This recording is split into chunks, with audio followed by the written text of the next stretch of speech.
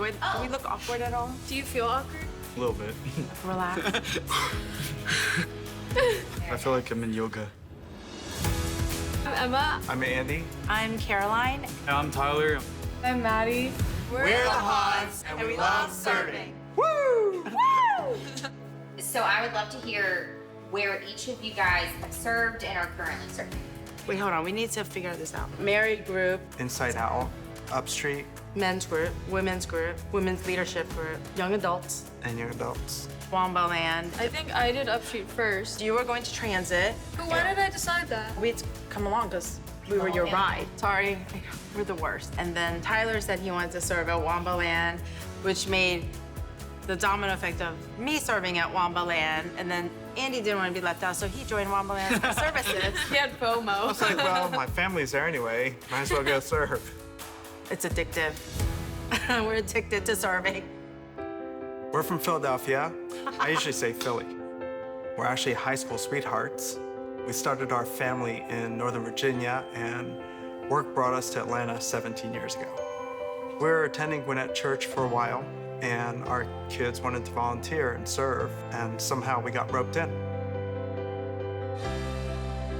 Caroline's always been a good servant. Me, not so much. I was super selfish, I'm selfish too. but I was more selfish. Okay. And once I tried it, I had no idea that I would actually enjoy it. I remember my dad saying, why would I want to go on Sunday nights to serve at Inside Out when I could just sit at home and watch football games? But now that he's serving, he wouldn't give it up for anything. There are some students that don't have a figure in their life that could be stable and consistent and a strength, and I love that he can be that person for those boys. It's not really sometimes the act, like the things that I do, but the relationships that are built through serving that I really enjoy. It's kind of like watching how Jesus loves others, but in a tangible way. I'm thinking I'm going in to serve to help others. I think I'm going to serve because there's a need. In no way could I have imagined what I would get in return. In such a big church that we thought we wouldn't get much out of. And every time we serve, it gets a little smaller and a little smaller and a little smaller. Like, people compliment us as a family, like, oh my gosh, I wish I had a family like yours. But like, that's really just because they've taught us everything and how to be so selfless and stuff. It's just like amazing that we're so fortunate to have parents like them. Serving is how our family loves like Jesus. You may think that serving is a sacrifice, but it's just paid dividends, really. And I'm better off for it. Our marriage is better off for it, and our children are better off for it. And I think our community is better off for it.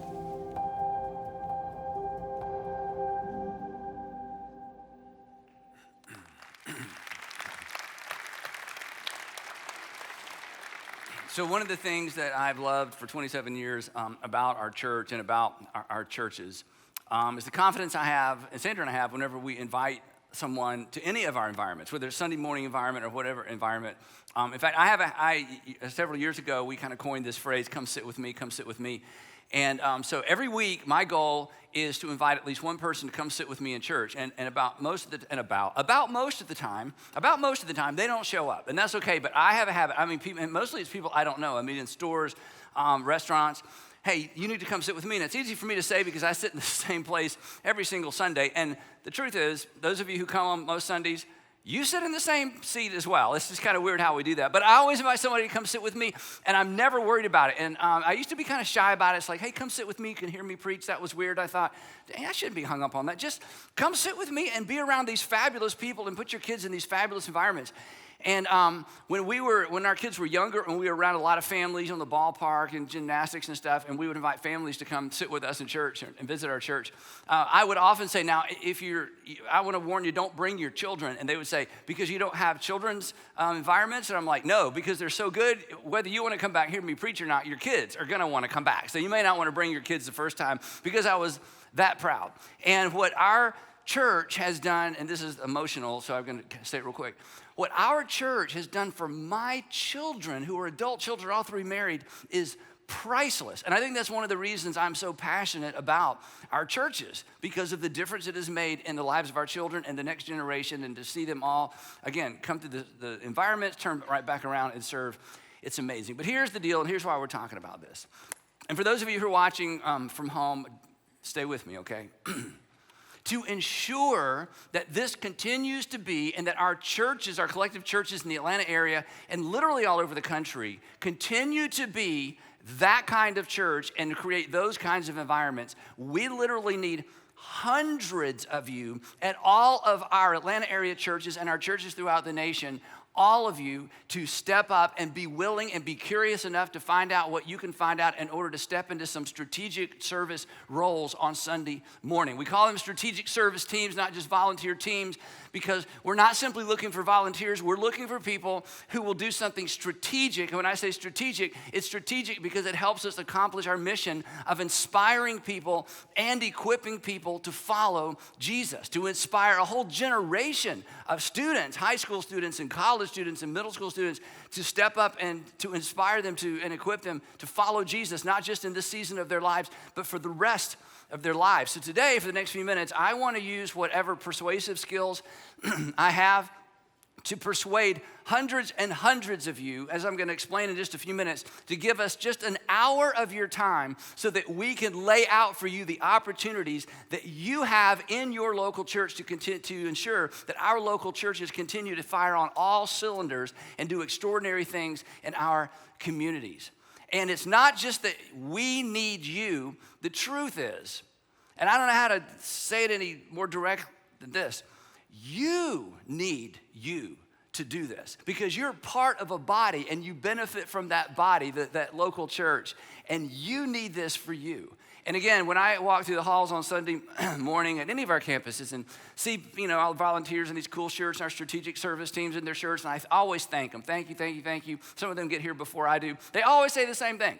No, Andy, thank you. Thank you for giving me this opportunity to do this, because something has happened in their heart as a result of stepping in to be a part of one of our strategic service teams. It is one of the best investments of your time, apart from your personal family, that you will ever make. An opportunity to meet some other busy people, an opportunity to meet some other successful people, an opportunity to meet some people who didn't have time to do this, but who made time to do this, and they're so glad that they did. But before I kind of give you the pitch, I want to tell you what I feel like is one of the most epic stories of our faith that serves as the backdrop to why we're here. And it's really the backstory to our story as a local church, and it's the backstory to the story of the local church. So let me take you back in time real quick, 2,000 years. This is amazing. And if you're not really a church person or a Christian person, or you're from a different faith, you got to love this story, because this explains so much about why the church is the way it is. And it also points in the direction of how the church should be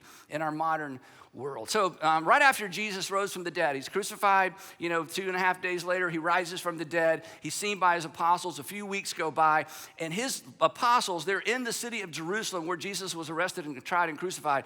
And they go out into the streets of the very same city where he was dragged with his cross. They go into the streets of Jerusalem, and they begin talking about the fact that their rabbi has risen from the dead, which is crazy talk, and in that particular segment of time could get you arrested and killed as well. I mean, if they took the head of the movement, certainly they're going to take all the followers of the movement as well. And yet Peter and Andrew, James and John and Bartholomew, they go into the streets of Jerusalem, and they go to the temple steps, and they begin proclaiming, God's Messiah has arrived. He's been crucified, but he rose from the dead. And dozens of people gather, and then hundreds of people gather, and the next thing you know, the whole city is talking about the resurrected Nazarene from Galilee, from Nazareth. And so there's all this stuff going on, and it's kind of amazing. And people were believing, and the reason they're believing is not because they were superstitious. They didn't believe people rose from the dead. They're believing because the men and women who saw the resurrected Jesus were so emphatic and were willing to risk their lives to talk about it. And the church, suddenly in Jerusalem, it just explodes. But the people who had Jesus arrested and crucified, they are shocked. I mean, in their minds, they have put to bed and put to rest this Nazarene cult, and now it's back, and there are more people involved than ever. And, they're thinking, gosh, we killed him, and now it's like he has truly come back alive. And the text tells us that Luke, who knew all of these people and got this story for us, tells us that the high priest and all of his associates, this is a big group of people, who were members of the party of the Sadducees, were filled with jealousy. So they're angry that there's another kind of revolution going on, and they're also jealous because they're supposed to be the epicenter and the focus of attention when it comes to all things religious. And now there's a group of people saying the Messiah that we've been waiting for has come, and they're the religious leaders, and they're like, we don't think he's the Messiah, and nobody really is paying any more attention to us. So they do what they've done to Jesus. They arrested the apostles, and they put them in a public jail. A little detail here that we overlook, because when we think jail, our kind of jails. Public jail was literally, in most cases, a hole in the ground. Not a hole in the ground with drainage. Just a hole in the ground, okay, in a building. So they take the apostles, these are the men who've been with Jesus, put them in a hole, basically a hole in the ground. It was late in the afternoon. They're going to bring them out the next day and question them and try them and threaten them. But God springs them from the holes in the ground, and now they're free that night. And what do? They do exactly what I would not have done. Because what I would have done is, you know what? I did my deal. I preached my sermon in the street. I got arrested. I think I'm going to move on to the next town. The next morning, these men are in the same streets preaching the same message, knowing they're probably going to be arrested again, but they can't keep their mouths shut. And if you had seen your rabbi crucified and buried, and then you saw him resurrected, you wouldn't be able to keep your mouth shut either. This is how the church began. And they preach and they preach and they preach. Well, when this happens the next morning, the men who had them arrested are like, what? They're out, and not only they're out, they didn't run away, they're preaching. They have them rearrested, and they bring them in to question them. And again, these are the very same men who arrested and tried Jesus. And of course, the apostles are thinking, we're next. They're going to arrest us, try us, and maybe have us crucified as well. It's open season on the followers of the Nazarene rabbi. And so they say to Peter and Andrew and James and John and, the guys, they say, look, we gave you, they bring them in to question them. We gave you strict orders not to teach in this name, the name of Jesus. Yet you have filled the whole city. Not only have you spoken in the name, you filled the whole city with your teaching and are determined to make us guilty of this man's blood. Not only are you saying he's the Messiah, you're telling the whole city that we're guilty of crucifying God's Messiah. So knock it off. And Peter just steps up and decides to give a defense. He actually preaches a little sermon. And the theme of his sermon is this: you are in fact guilty of his blood. That is the point we're trying to make. This is amazing language. He says, you killed the author of life. But God raised him. In fact, I'm going to kind of give you the summary of the sermon. Here's the 4 points of his sermon that he gave to this man. He said this, point number 1, you killed him. You are guilty. Point number 2, God raised him. Point number 3, we've seen him.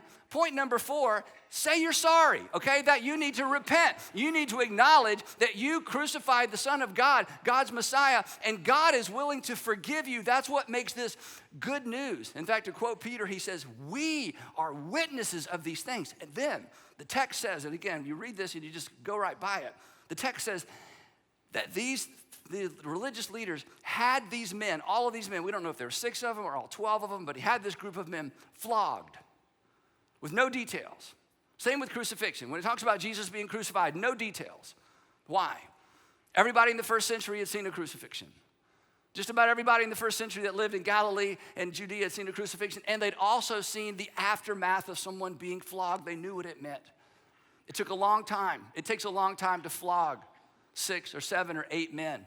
and you hear the skin being ripped off of the back of your brother, and you know you're next. No details given, none necessary. These men are flogged, and they're ordered, don't speak in the name of Jesus. And then they let them go to tend to their wounds.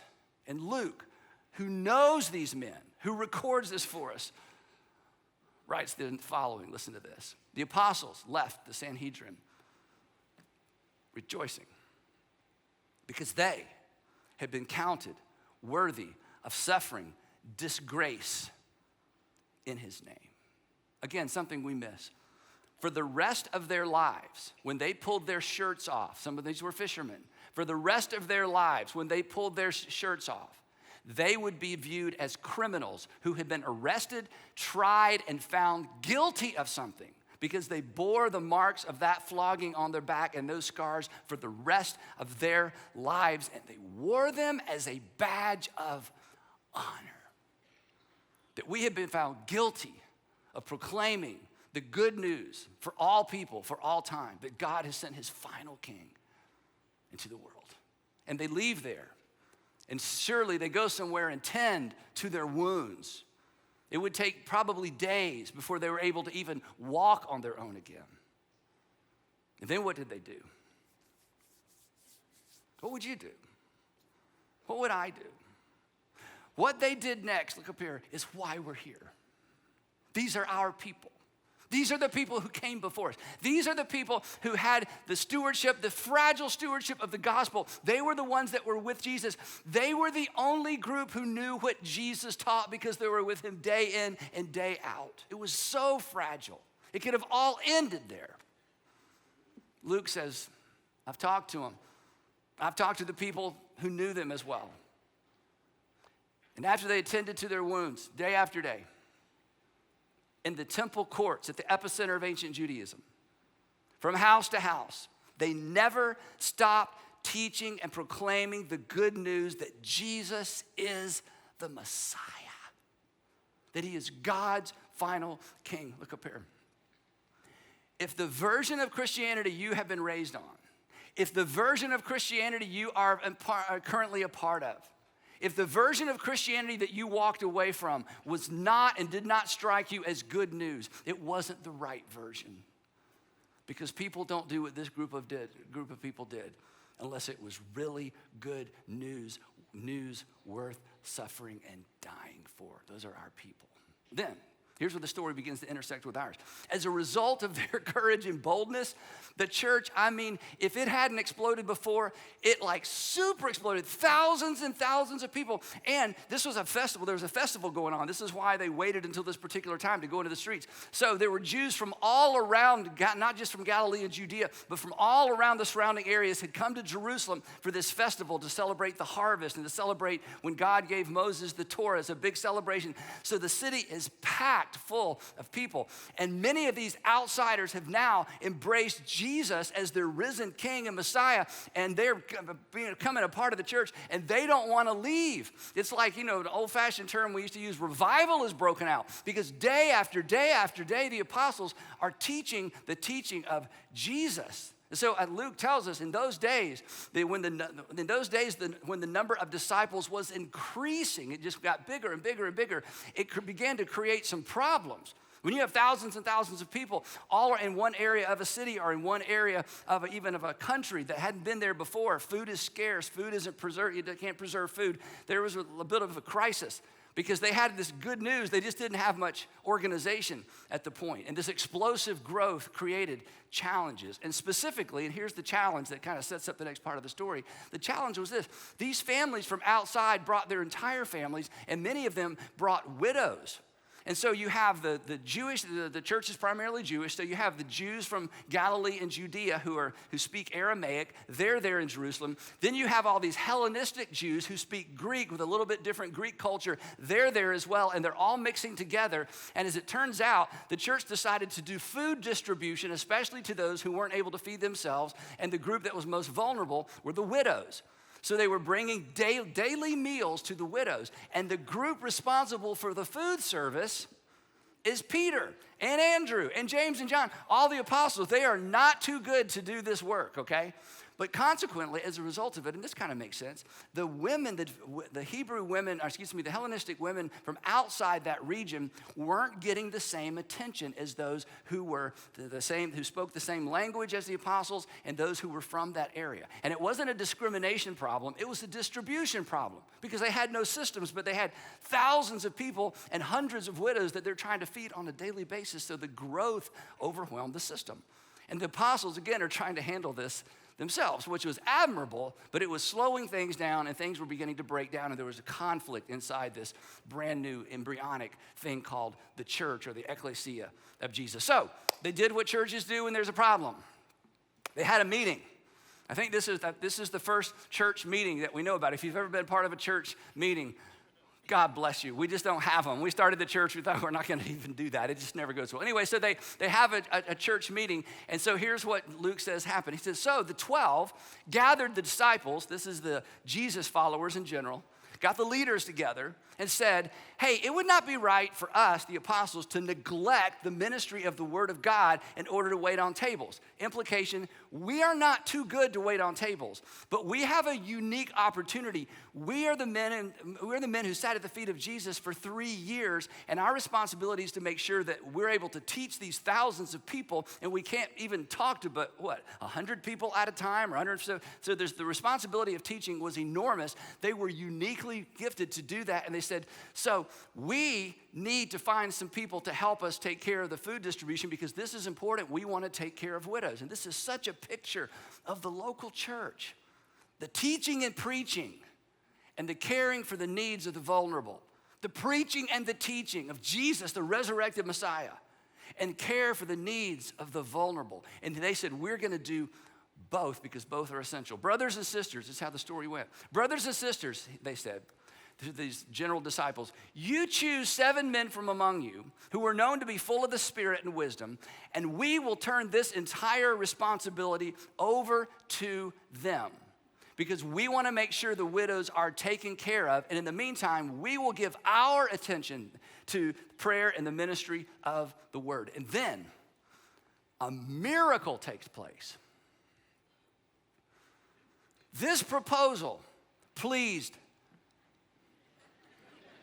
the whole group. It has never happened in a church business meeting since then. This is the only time an entire church all said, absolutely, yes, it's a miracle. I mean, if this is a resurrection, you've been doing this as long as I have, this is kind of somewhere, anyway. So the whole group said, this is a great idea. We don't think you guys think you're too good to serve food. We want to make sure the vulnerable are taken care of. We want to make sure the word is preached. And so this pleased the whole group. Now, then the text goes on to say this. Luke got all these details. This is so cool. They chose. In other words, they wanted to get the right people to do the right job. So text tells us they chose because they needed something specific done and they had to get the right people to make sure they had the skill set to do this. They chose people who embraced the mission of what they were trying to do, but were willing to do what needed to be done. They embraced the overall mission of what the church needed to do, but then they stepped in to do what needed to be done. And they chose 7, this was so brilliant. They chose 7 Greek men because the Greek men would be more attentive to the needs of the Greek widows. So smart. And then they give us the names of some of these people. And one of them in particular is super famous.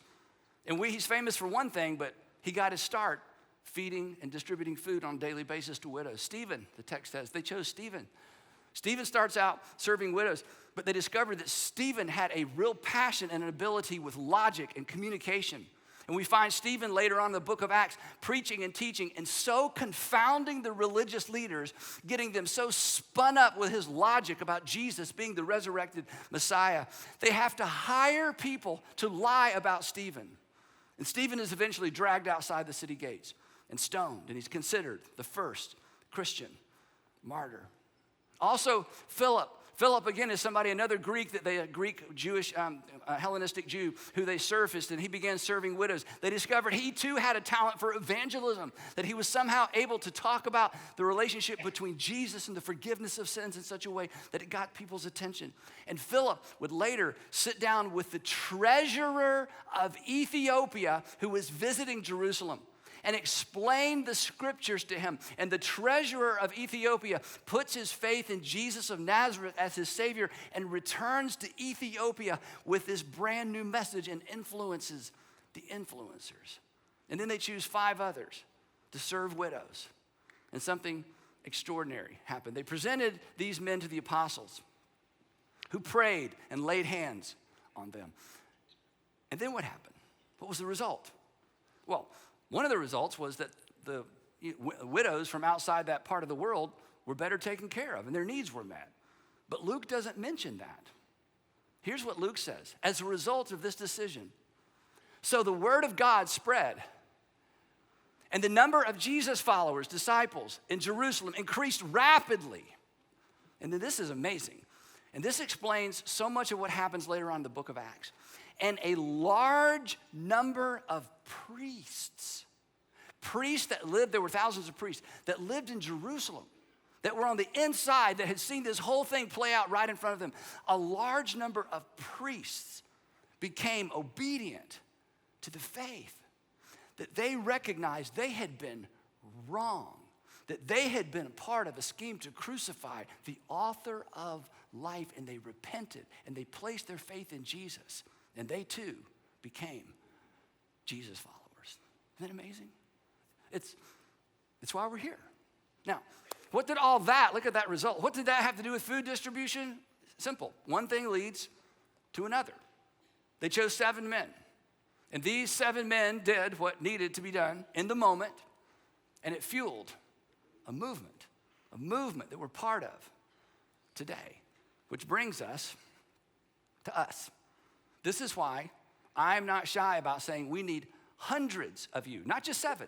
We need hundreds of you at each of our locations to step up and do what needs to be done now, to ensure that we can continue to do what we do in our communities, influence churches all over this country and churches all over this world. And I want to just say something to those of you who are watching from home who used to, come on a regular basis, and we've made it so easy for you. I get that. We need some of you to come back. It's going to be less convenient. It's going to be more strategic. It's going to be less convenient. It's going to be more strategic. It's going to be less convenient. It's going to be more strategic, because we need you to be a strategic part, not of listening to content. You can get content 24/7. Hearing me talk or anybody talk, it is not special. Ask my kids, it's not special. The power of what we do is not what I do with people sitting in rows. The power of what we do is what we do in terms of representing Jesus to the community, and we want you to be a strategic part of that. Perhaps, I know I'm kind of twisting the knife a little bit, perhaps it's time to inconvenience yourself for the sake of something greater than yourself. And here's the promise. You're not going to regret that. You'll never regret that. And a year from now, when you add up all the things that you didn't do because you served in our local church, if you added them all up together, they equal nothing, because you don't even know what you gave up, because you're not giving up any particular thing, but you're doing some particular thing that's extraordinary and has the potential to make an extraordinary difference, not just in the lives of other people, but in our community and what the church represents in and to the world. And collectively, we'll accomplish a great deal more. Now, again, 26 years ago, I have all the organizational history in my head because I was here from the beginning. The other day, I was talking to somebody. They said, "How long have you been at North Point Community Church?" I said, "From the beginning." "Really?" "Well, yeah, I just don't look old enough, do I?" Anyway, so I said, "From the beginning, This is once upon a time, I stood in front of a much smaller group, and made a similar appeal. We had no money, we had no resources, we had no building, we had no membership. All we had was an idea in our heads of what we thought our city needed and our cities needed and what the church in general needed. And we cast this vision. All we had was vision. And you know what happened? Busy people, successful people, people who didn't have time, made time. And it's their money and their time. And that's why you're here. And that's why we have what we have, and that's why we have these fabulous environments. And now, it's your turn, and it's your money. And if everybody will do a little, we can continue to do a lot. Not just here in our city or our cities, and not even just here in our state, but all over the world, because you are a light to so many churches, and you give so many churches permission to do different things, say things in a different way, and talk about the gospel in such a way that it really comes across as absolutely good news. And here's the reality, and this is the part you don't think about unless this is part of your story, but I think about it all the time because I hear all the stories. Next Sunday at all of our campuses, next Sunday at churches all over the country, not in just our churches, a woman is going to show up with her kids in tow. And she is desperately going to want them to enjoy what they experience, because she needs a partner as a parent to anchor in them in their hearts a love for God and a love for His Word. And she's going to hope like crazy that when she gets here or when she arrives at your church, there is something fabulous for her children. And when she picks them up after the service, they're going to say, "Mommy, can we come back next week?" That is the win for her, and that is the win for us. Next week, all of our churches all over the country, a woman is going to show up with children and her husband in tow. And he's going to give it one shot. One shot. And she's going to hope that her children love the people they meet and want to return. And she's going to hope like crazy that what happens in the big room with her husband and who he sees in the door and who he meets in the hallways and what he experiences checking their children in is so different and so engaging that whether he believes everything we believe or not, he's going to walk away and say, "That was worth it. Can we go back next week?" At all of our campuses, this happens every week. Parents are going to show up on a Sunday afternoon with their 9th grader, a 10th grader, and they're just struggling. And they're going to bring them to Inside Out. They're going to show up, and he's going to have bad attitude. She's going to have bad attitude. You're going to sense their attitude before they walk in the building. And mom and dad are praying like crazy because one of you invited them, talked about Inside Out. And they're going to drop their kids off.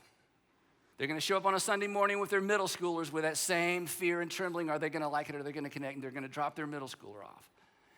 And what we do in those early moments and what happens with their small group could determine, I'm not making this up, and some of you could say absolutely because it's your story, could determine the trajectory of their entire life. Who they meet, who they marry, how they think, how they manage themselves, how they approach friendship and sexuality and their relationships with people in their neighborhood and what they do when they go off to college. I mean, the implications go on and on and on. And what happens in small groups with middle school and high school students is so life-shaping and life-changing. And the way that we do our small group ministry with children and high school students and middle school students is different than most churches. It's harder than most churches. It requires more leadership than most churches, but it makes a bigger difference than most churches, and we're not going to give it up. But in order to do that, we need some of you, not to find time, because you can't find time, to make time and to engage with us. Because if it was your sister bringing her kids, and she's going to give church a shot one more time. If it was your sister-in-law, if it was your daughter, if it was your granddaughter, if it was your daughter-in-law bringing your son back and you couldn't get him back in church, but somehow she's talked him into coming one more time, you know what you would want them to experience. And we're going to continue to create those experiences for them like somebody probably did for you. If you've ever thought, I wish there had been a church like this when I was growing up, let's make sure there's a church like this for kids who are growing up.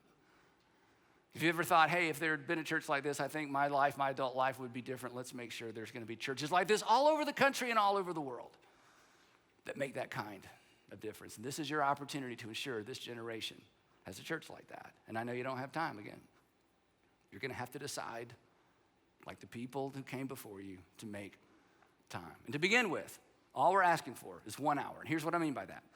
If if your lead pastor came to you and said, hey, would you give me 1 hour? I think you would say yes. So on behalf of all of our churches, I'm calling in our hour, okay?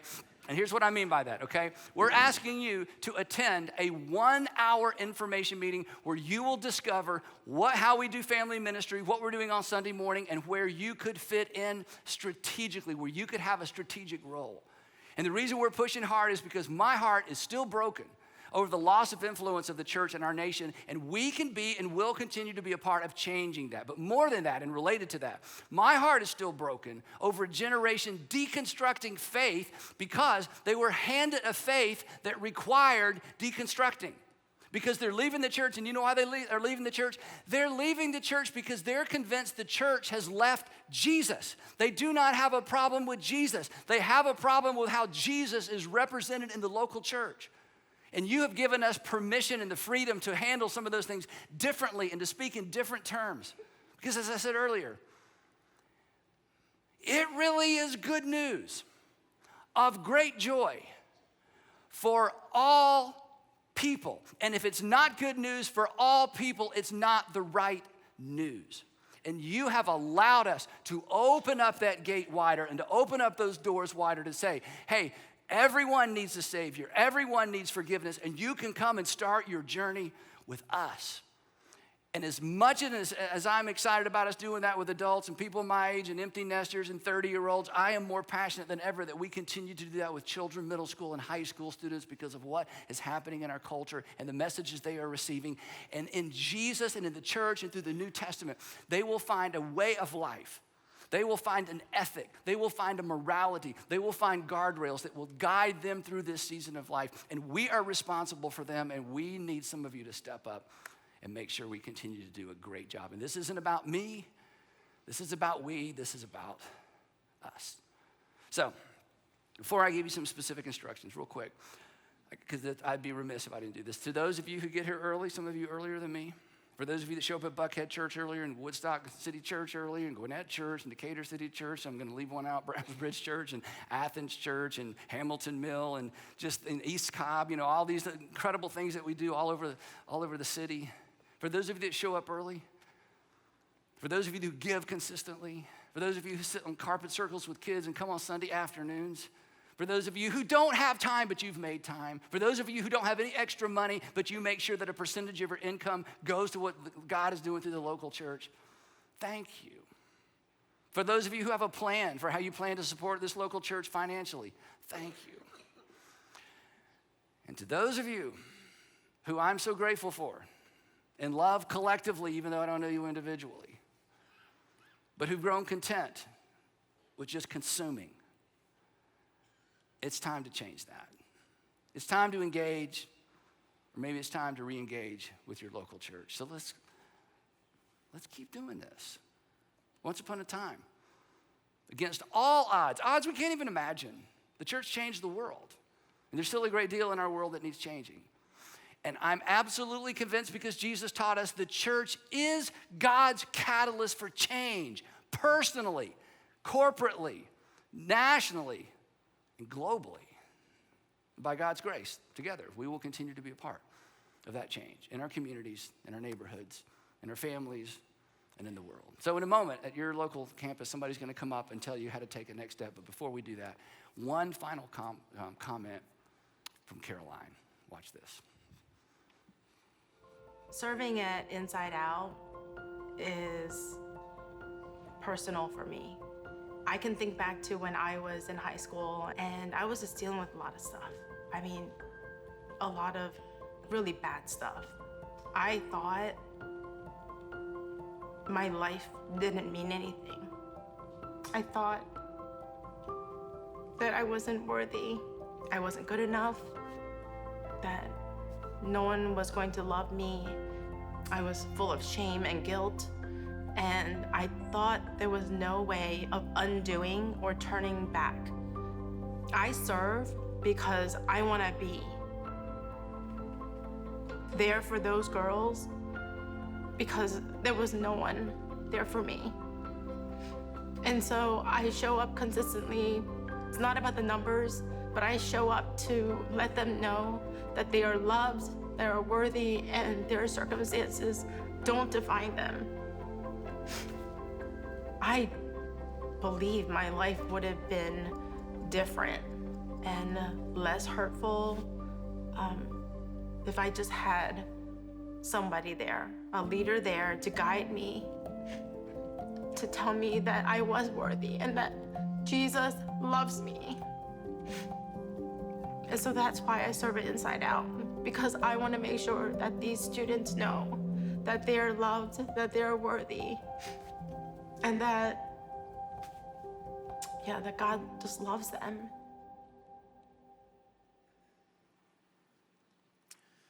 So, yeah, you can clap for that.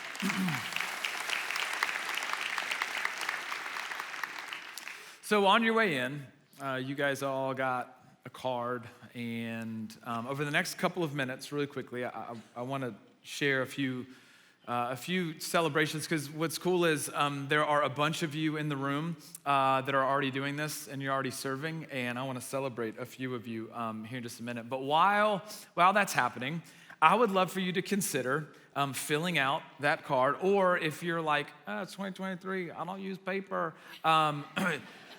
you can scan the QR code, and the same form is right there. So literally over the next 2 minutes, you can fill out the card or scan the QR code and do it right here before you leave, because you know you're gonna forget if you're like, I'll scan it and do it later. And as you're thinking about what you're we're interested in serving. It's our family ministry. There's guest services, their parking team. It's college ministry, high school, middle school, right? And each and every one of those environments, there's very, very different, opportunities to serve with different time commitments and whatnot. So don't let any of that freak you out. Like Andy said, all we're asking is the last 4 digits of your social, and just kidding. All we're asking is 1 hour.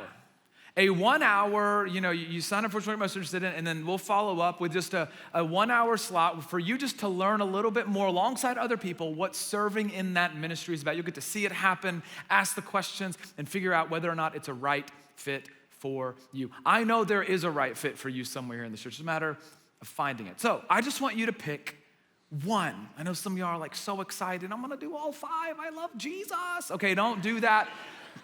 Just pick one. Just go with one. If you're not sure, it's okay. You're not signing your life away. If it doesn't even work out, it's like, this isn't what I thought it would be.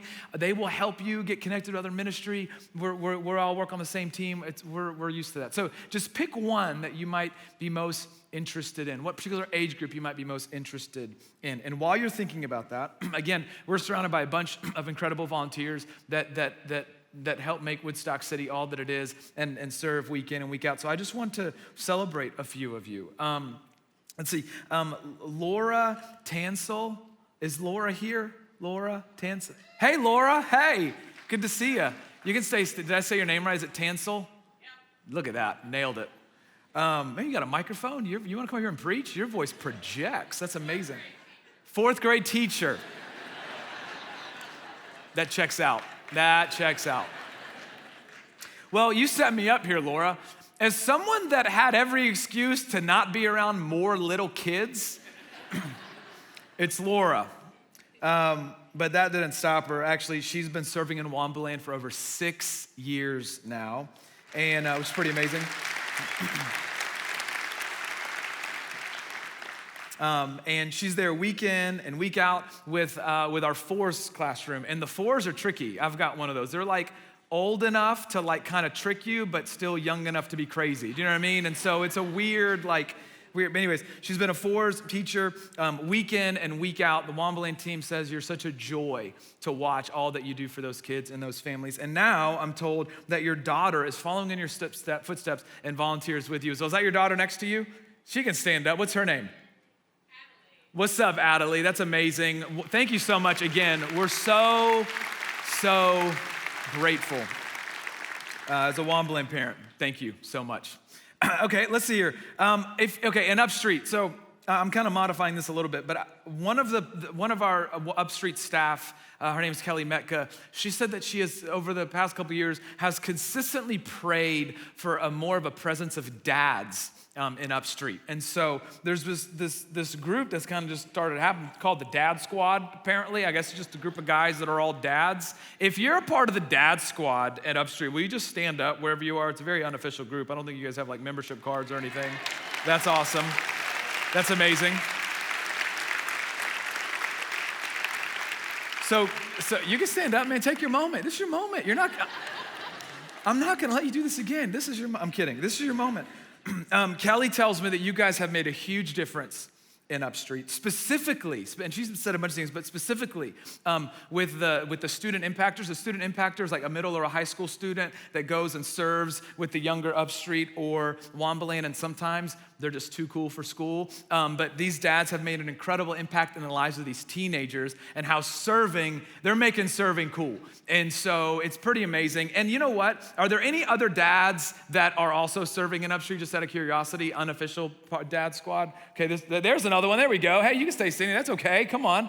I see you, Lee. And so here's the thing. If you are a dad serving in Upstreet, I see you back there. You guys are making such a huge, huge difference for our students that are older serving and for our kids to see dads around the environment. We're so, so grateful. So thank you, thank you, thank you. It's awesome.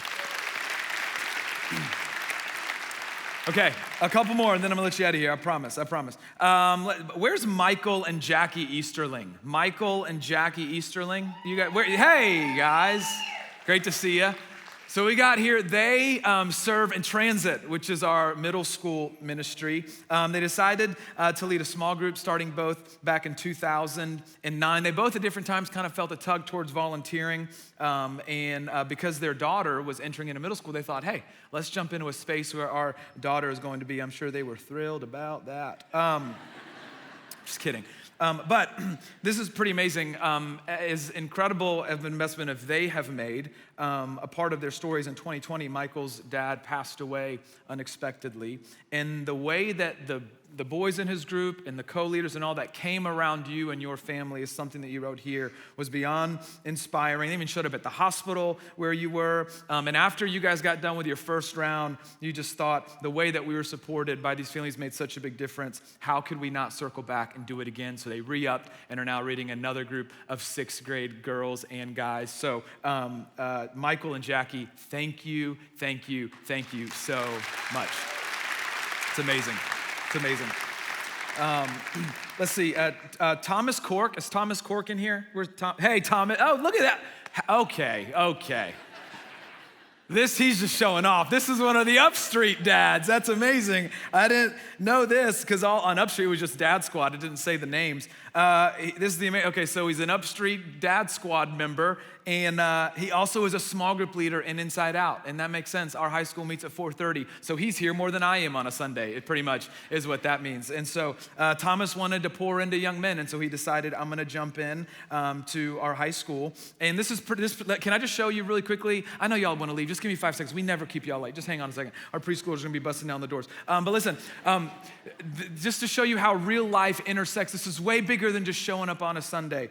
Thomas had a student in his small group who got into some difficulty with some legal issues and was working through some things. And Thomas literally showed up as a character witness during some of the legal proceedings. And so he helped walk his student through some unbelievably difficult times and has made a forever impact through some of his darkest moments. And I bet you he cannot imagine where he'd be right now without you. So Thomas, thanks for going the extra mile. Thank you.